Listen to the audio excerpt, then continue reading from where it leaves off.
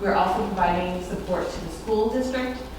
And like on Thursday, the Health and Wellness Committee will be meeting, so I'll be on that call, and then they're going to make a recommendation to the school body, the bigger board, on how they want to move forward, and as far as, right now the state guidance, I believe, is, unvaccinated students should be wearing masks, whereas vaccinated students, might not have to wear masks. And so there's just a lot for them to sort out. DESE is working very closely on that.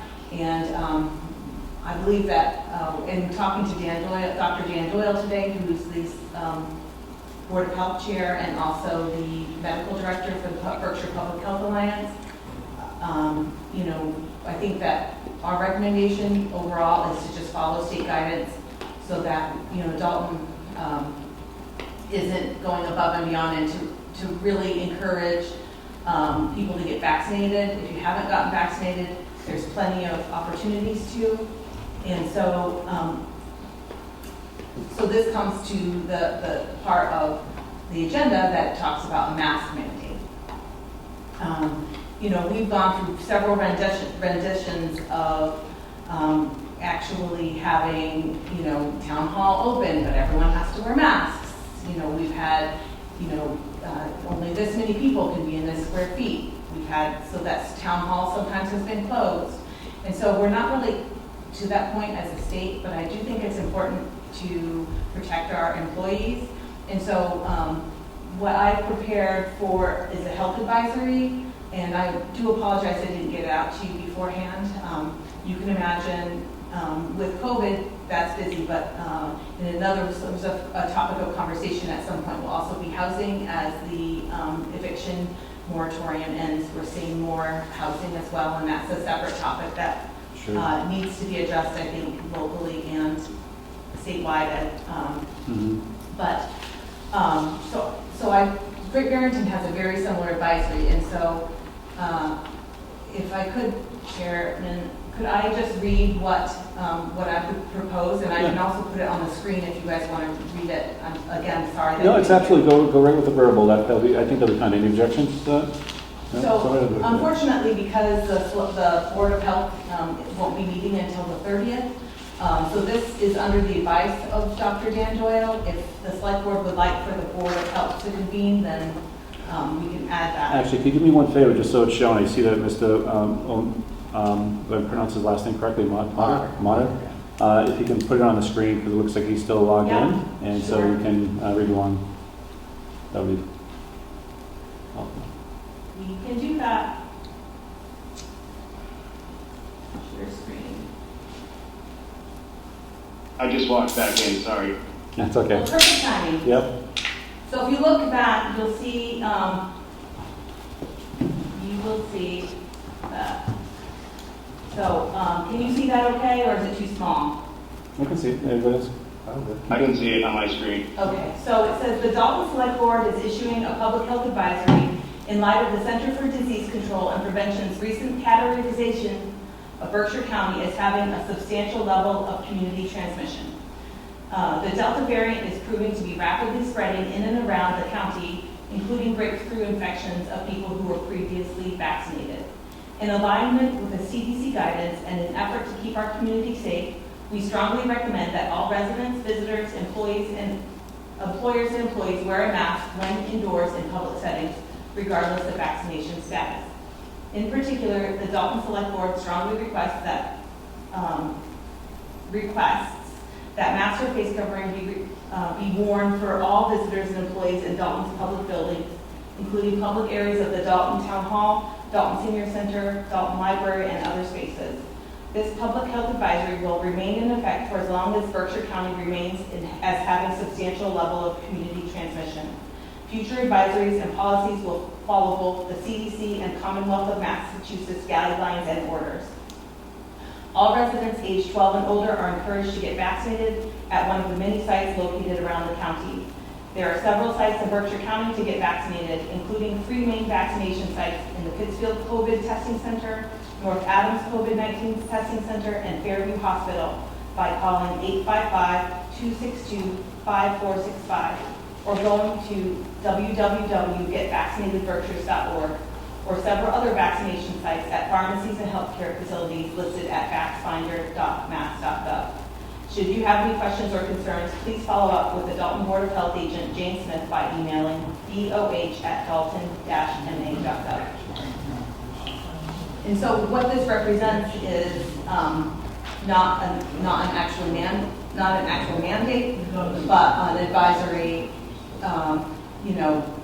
and it's not enforceable, but it is recognizing that we just don't know where the trends are going. And I did get this from Dr. Doyle today, and while this isn't exactly in our area, sorry, I'm looking for it, I don't see it. We are seeing we're at about a third of what we were in the surge, both in our wastewater treatment plants and our vaccination numbers. So I wanted to find out for the board if they wanted to do an advisory, if they would like to do a joint advisory with the Board of Health, which that would just be us doing, having a meeting now that Dr. Doyle's back from, he was away. And so kind of how you want to move forward. What's the pleasure of the board? What are other communities doing? So I'm not aware of any mandates in Berkshire County yet, mask mandates. I know that there are some in the state that have gone above and beyond what the state has recommended.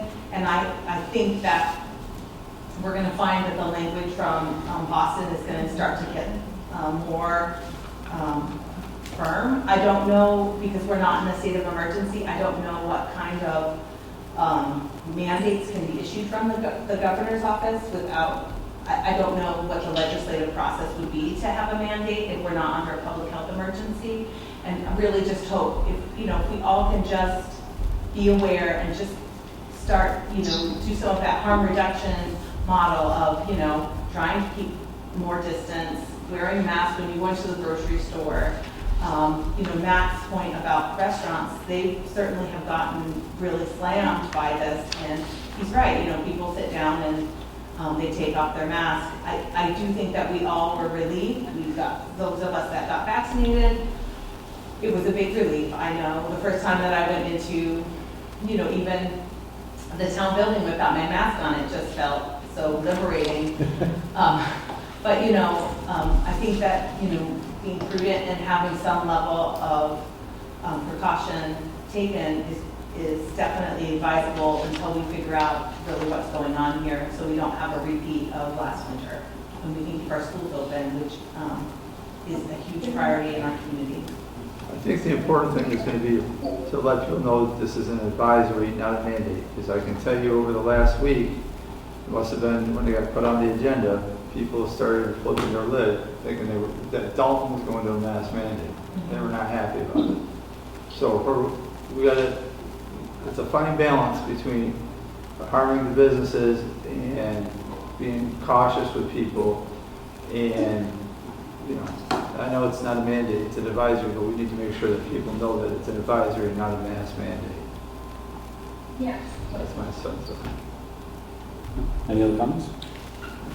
I think, the advisory doesn't really have any enforceability.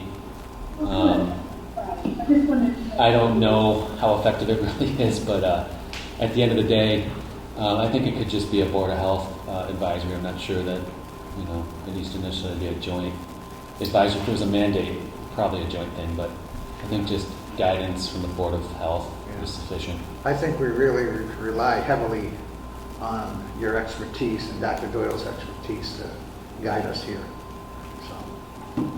So there is I do have a poster that got made up, and we never actually used it because cases wound down, and it's basically, it says, please wear your mask unless fully vaccinated. And I think that we could have a soft language like that. That still is a reminder. Talk to Pat Pettit and having masks available as people come into town hall. along with the sanitizing station, and just having it be available to them, I think will go a long way to help people just be aware of protecting each other. John, any thoughts? You good? No, I couldn't hear. I think we have to put our good hands in the judgment of Jane and Dr. Doyle, excuse me. Yeah, and I would agree. The more that everybody knows and is aware of, and that the Board of Health Advisor would be super helpful. Yeah. And we are updating our website to reflect the current state of affairs. So I just sent in those changes in today, and then also, this isn't a COVID thing, but also really working on that transfer station website and making that a little more user-friendly, including the updated costs for bags and the sticker price. Okay. Yeah. And Matt, does this take your concerns and address them, or do you have further comments in this discussion, just to reopen it to the open comment? Yes, actually that clarified a lot. I mean, a mass advisory is a lot easier to work with than a mandate. We had been talking about it the last couple of days when we're coming in effect. And unfortunately, I have 2 employees that told me they would not work for me anymore if they had to wear a mask, which would have made me close an extra day due to staffing issues. And whether, I choose to, it's not my choice to make it political, but it ends up being amongst the employees. And it was just that concern that I wanted to bring up to the board. And I can't talk for Joe Dewey, who runs Joey's Public House. We are good friends, and we certainly see through this issue together. I told him I was trying to join the meeting tonight to kind of speak on our behalf. Obviously, he's not here, so it's not his word but mine.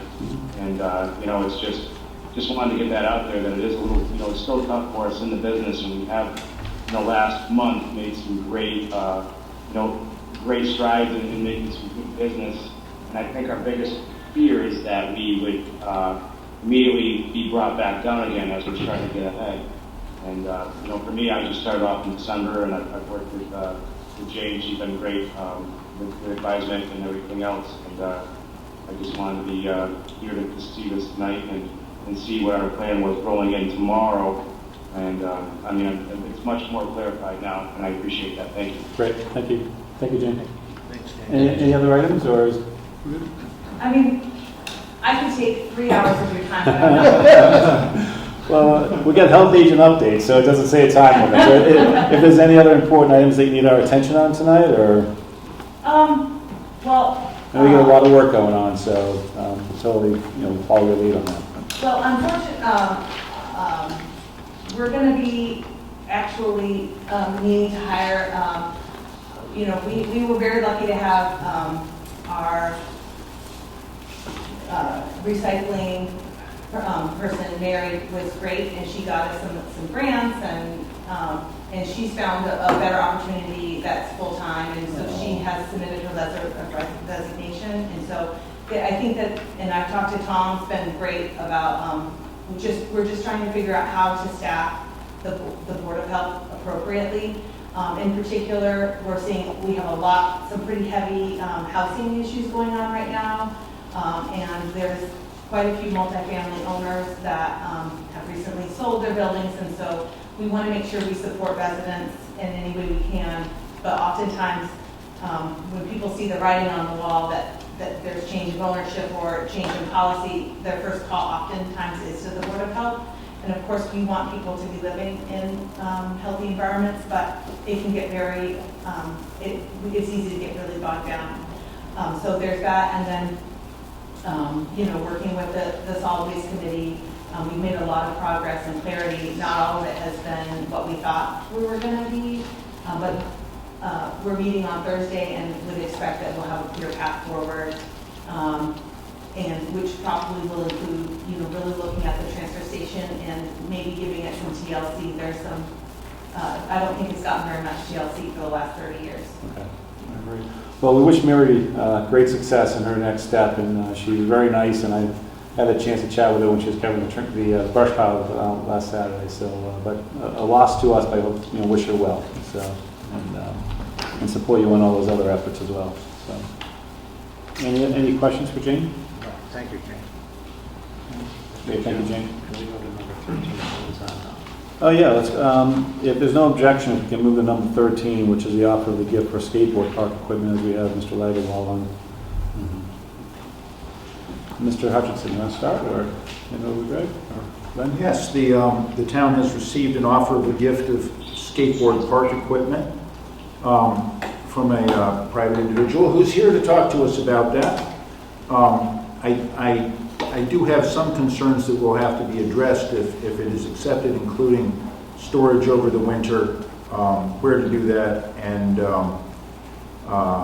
how to deal with the maintenance of the wooden structures. Of course, concrete is recommended for municipal state parks, but we're not in a position to do that for some time. So I know there's a tremendous demand for skateboard equipment.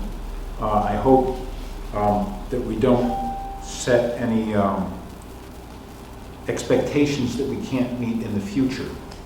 And I know that Mr. Lagerwall has some recommendations as to placement, and maybe he can go into some detail as to what the pieces are and how much space they would take to store and what kind of maintenance they need. Great. Mr. Lagerwall? Hey everybody, thank you.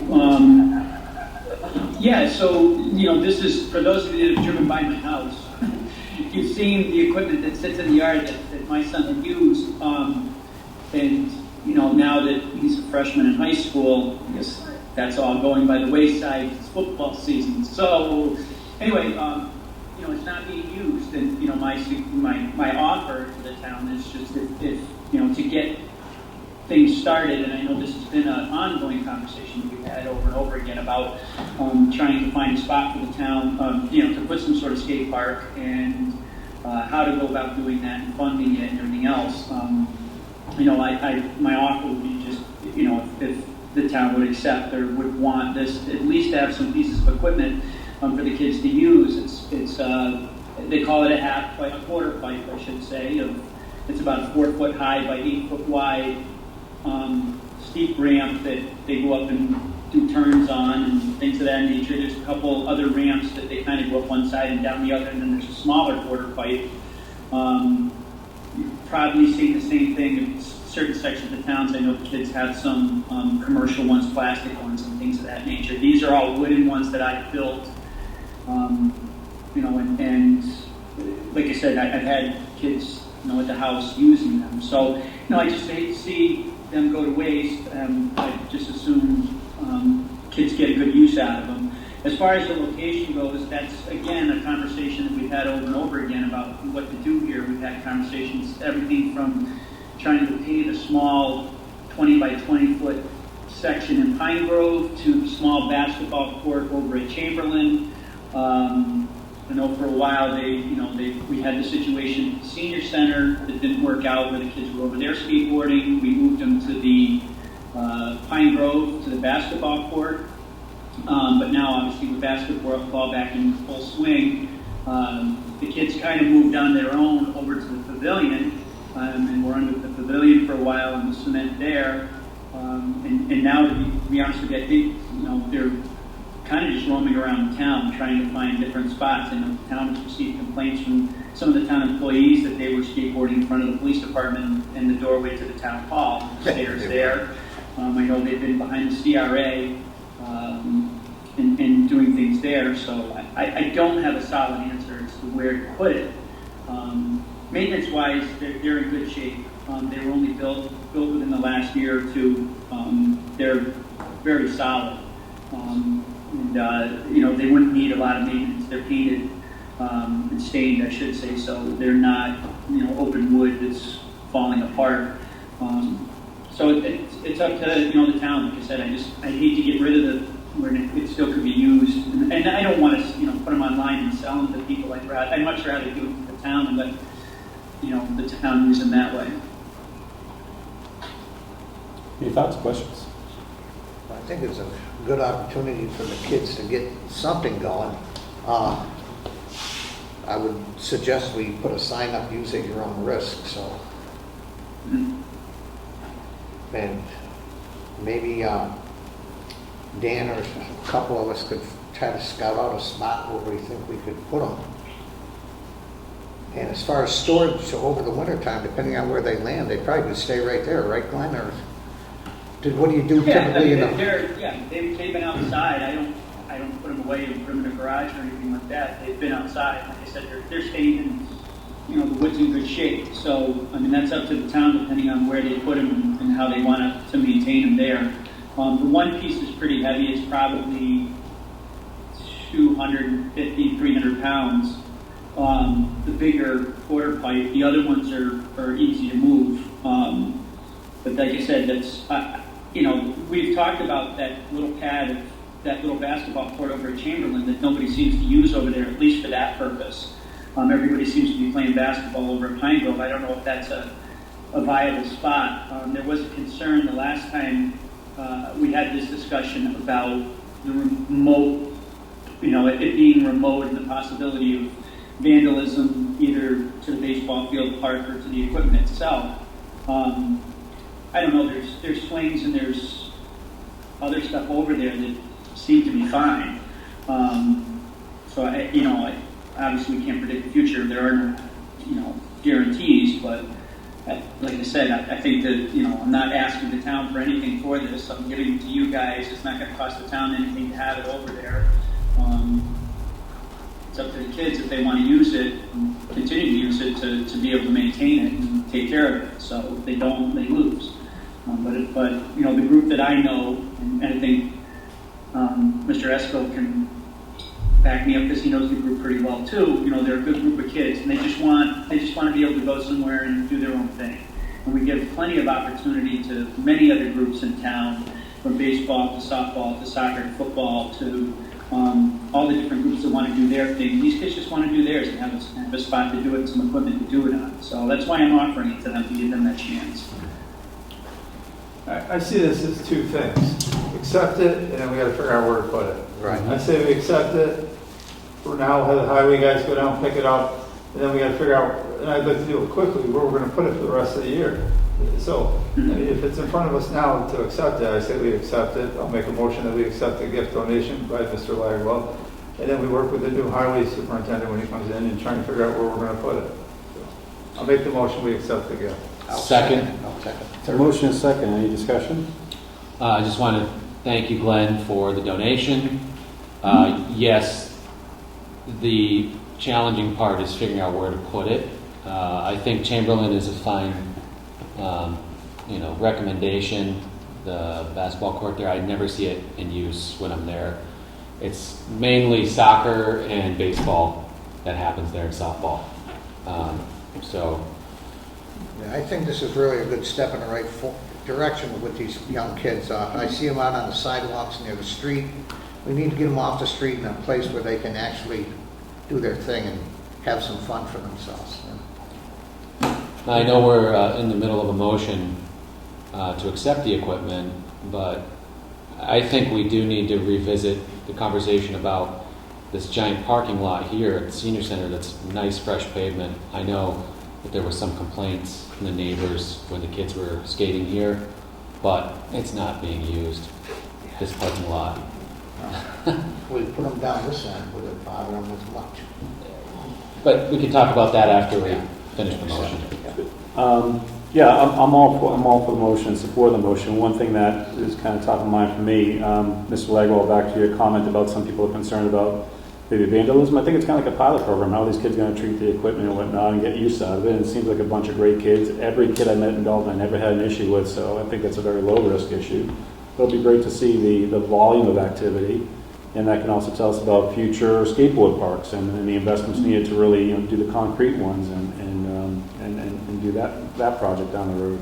So I'm in support of the motion. And then, Ms. Hutchison, when you're ready, whichever department leads the review of the locations, and we can have a discussion if need be, but leave it to your best judgment and the team's best judgment, and we'll help along the way.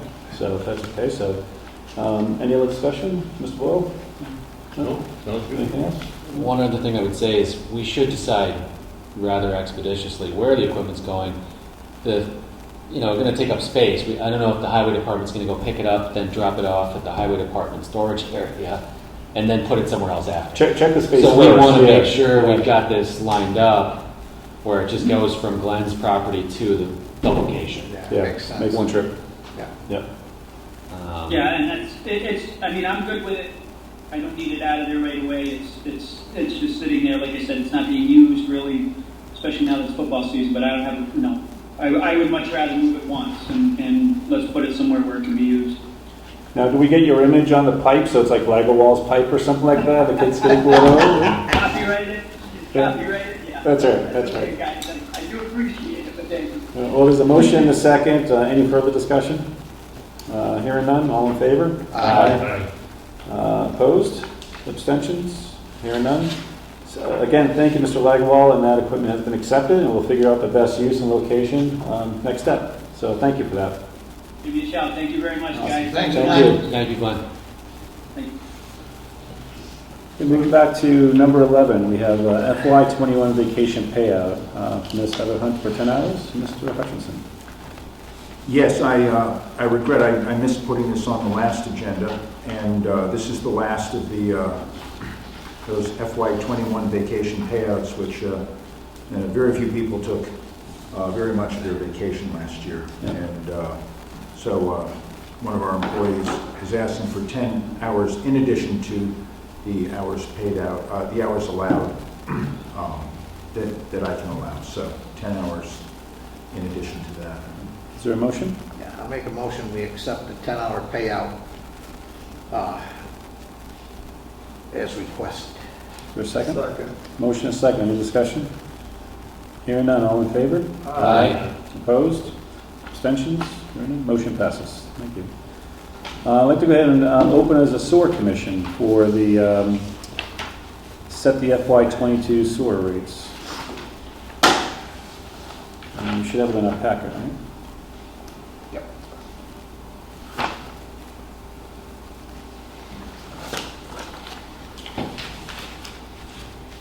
Okay, Mr. Hutchinson?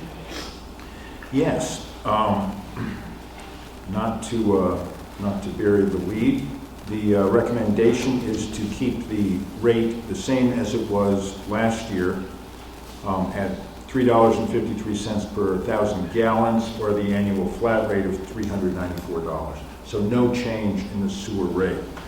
I will note that behind such apparent smoothness lies extraordinary volatility in the rate that we pay Pittsfield.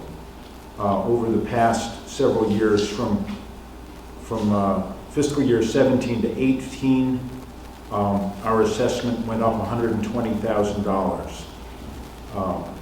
From fiscal year 18 to 19, our assessment went down $300,000. From 19 to 20, it went up $120,000, and another 87 from 20 to 21.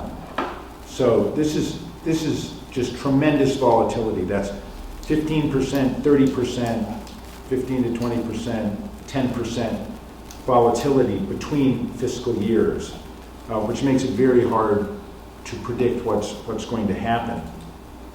We believe we can get by with what we have that will allow us to fund the amount that we have as the estimate for the intergovernmental agreement at $950,000, which was the same amount that was projected last year. The actual came in at $895,000, which is great. But that extra almost $55,000, as you can see, could be useful because it's not as much as any of the changes over the last 4 fiscal year changes that we've had. So it's good to keep that amount, I think, as a cushion. And even so, we end up with only a little over $3,000 as a surplus in the account. So again, behind the steady, smooth look, there are some numbers that definitely need to receive more attention as time goes by. But again, our recommendation is to keep the rate the same, and we hope that there aren't any surprises from Pittsfield on the order of what we've had in the last several years. Tom, quick comment or question. Where are we with the study of taking in groundwater to our sewer system? I got a feeling we're taking in a lot of groundwater, and we're paying basically for stormwater to be cleaned. That study is still ongoing. We have tie-in bond looking at our sewers now, and it's not yet complete. We had about a month or so ago, we had discovered an extra 60 manholes, which we didn't even put on our original survey for the smoke tests.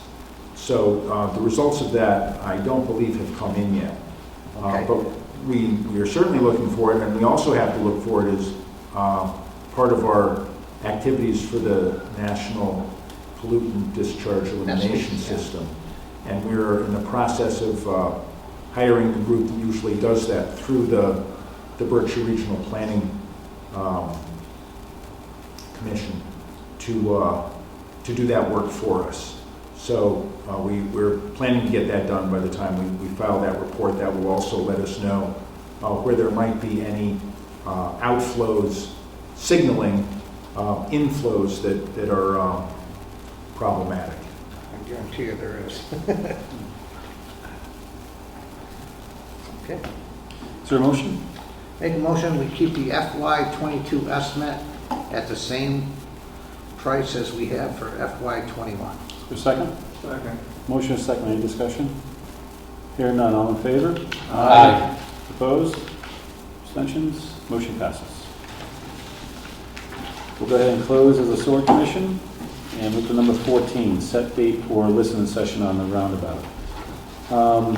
So I'm just going to leave this. I didn't get the write-up done, but Mr. Hutchinson and Mr. Bishop and I met just to kind of gather our thoughts on the approach for that listening session. And it's going to be a special select board meeting. We have invited the traffic commission to participate in that as well, and I've also notified Mass DOT about the special town meeting so they can be present and participate and answer questions, but it's not their public meeting. It's our listening session for the town.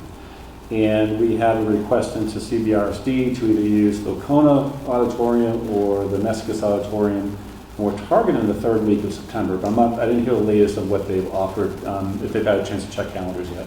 I just heard today that they are suggesting that we line up Nescus because they're not sure whether the auditorium is going to be completed at that time. Okay. I know that the school construction will not be completed as of the first day of school, but they believe they can get the work done at night and on weekends so that the entire school year can be held at the new high school. But parts of it will not be completed, and I believe the auditorium is one that they're not sure will be completed by that time. That's fine. Yeah, we can use the Nescus Auditorium. Did they give us the date yet, or are they just kind of looking at the calendars?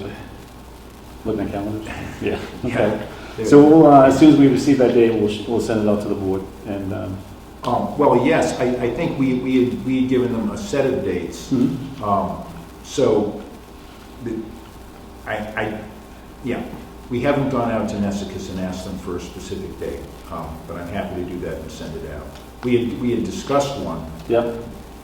Which I think was September 20th. That was one. Mm-hmm. So I think that's what we're aiming for, if anyone has any input into that. Anyone, September 20th, any conflicts? Let's just do it.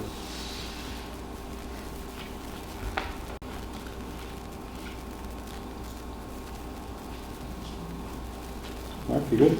Assuming there's no conflict, with anything going on in Nescus, Yep, and that's what we'll have to confirm with Nescus. 20th is good. Yep, okay. Mr. Boyle, you good with the 20th? Okay. All right. All right, we'll see if that works, and we'll go from there. Yep. Number 15, the town manager update. And keep in mind, it's been a month since the last one, so there's a few more items than usual. Just for your information, the planning board has voted unanimously to reappoint its officers, including Andy Peronick as chair, Zach McCain as vice chair, and Dan Esco as clerk. It also voted to elect Caleb Darby as the planning board delegate to the Berkshire Regional Planning Commission. Now that the new pedestrian lights are starting to go in at River Run, we've received several complaints about the bollards used to protect the light poles. The complaint is that on the post office side, they take away from the turning area, and at least one caller said he's backed into one of them. Since the pedestrian crossing is a high priority due to a traffic fatality or perhaps multiple fatalities at that site, since this is the only place where that occurred that the state would allow the crossing, and since the design spacing is what is mandated by the design code, it is my opinion that the installation is properly proceeding and that cars in the post office lot will have to take the necessary care not to back into the bollards. I've also learned that there was some confusion in the ordering of parts, and that has now been straightened out. So we should be seeing the light poles going up soon. And of course, we don't want people backing into the light poles. That would be an expensive replacement. And we certainly don't want them backing into the pedestrians. So I think that it is a good idea that people take additional care when backing up in the post office parking lot, since that's the only place that the crosswalk can actually be. Regarding a complaint that a Greenridge Road sign is down, I understand that there are 15 street or stop signs on back order, and Greenridge is one of them. So for everyone waiting for a stop sign or a road sign, chances are that we've ordered them, and like many things, they're not coming through the pipeline as quickly as they used to.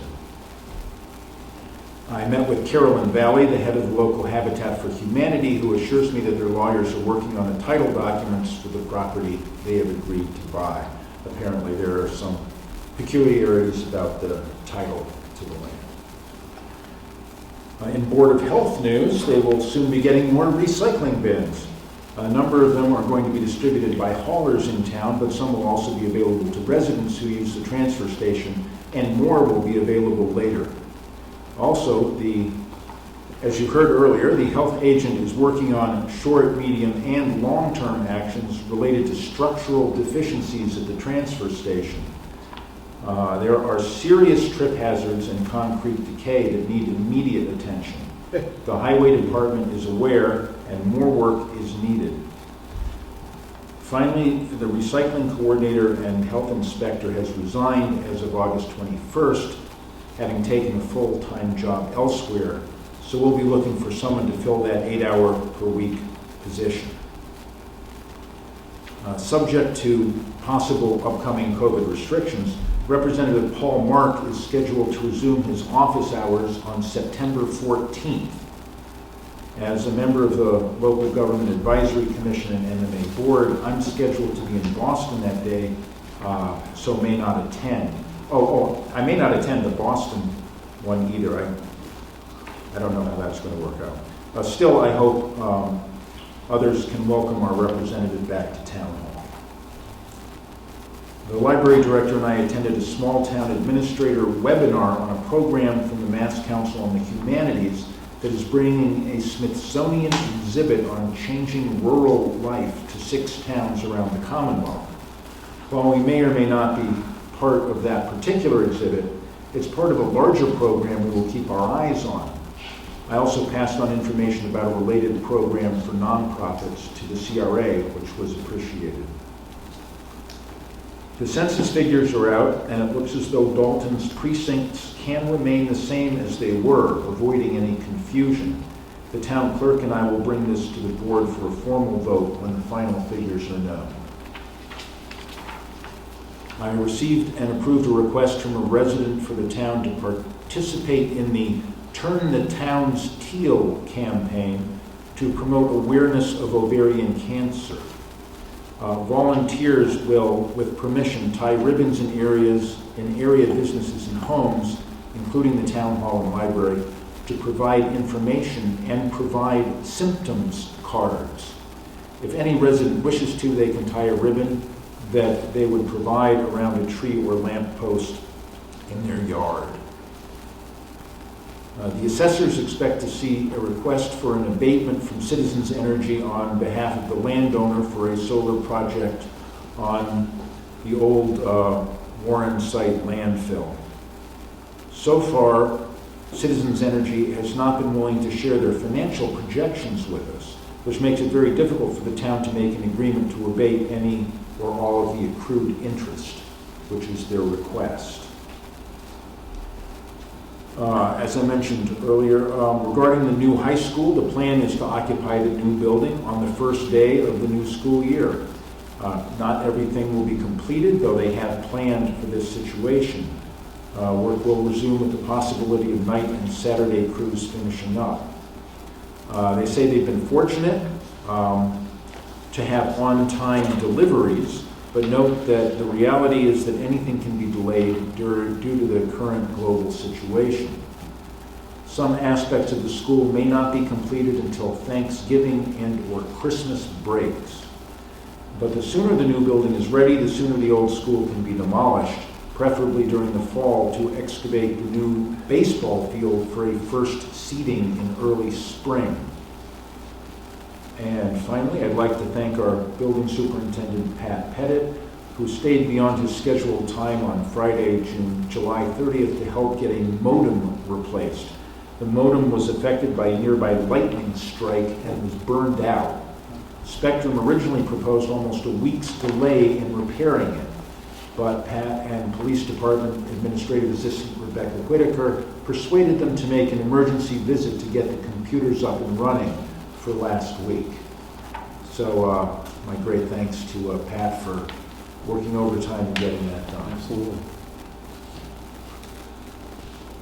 And thank you for taking a lead on approving the ribbons for the ovarian cancer awareness. That's going to be an interesting program. Did a little research on it. I wasn't aware about that particular program, but it looks like a very strong national program. So. And the organizer of that was a patient for that cause, and is now thankfully doing well. That's good. That's great. That's great.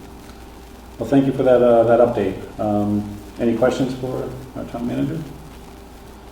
Hearing none. Future agenda items? Any? Hearing. Location of the equipment, is that going to be a future agenda item, or is that something that Mr. Hutchinson will coordinate, maybe with I don't know, input of various board members? What do you guys think? Any thoughts? I'm good Tom? with that. I mean, Yeah. maybe. Yeah, I'm happy to coordinate with you and the new highway superintendent when he comes on, and various people who have expressed interest in parks and recreation. I think So that's a far, great great. idea. Yeah, absolutely. Get it done. You good? I'll coordinate with Tom. Cut the red tape. You know, we just got to update our next meeting. And, Yeah. You yeah. don't have to have 30 meetings for us. Yeah. All right. Yeah. That sounds good. Okay. Any other discussion on future agenda? Any items not anticipated 48 hours before the meeting? Hearing none. Remarks of the select board. Anyone? I have one, but I'll pause and see if anybody else has anything. The one announcement I have is an FYI. Through the superintendent, Leslie Blake, she sent this out to the families of CBRSD, but I'd like to share it with the board and with listeners. She has extended an invitation to all for a Wacona open house event. And this will be on August 18th from 5 to 9 p.m. So if any board members would like to attend that, it should be open. And What was the time? 5 p.m. to 9 p.m. Is that open to the whole community? It looks like it.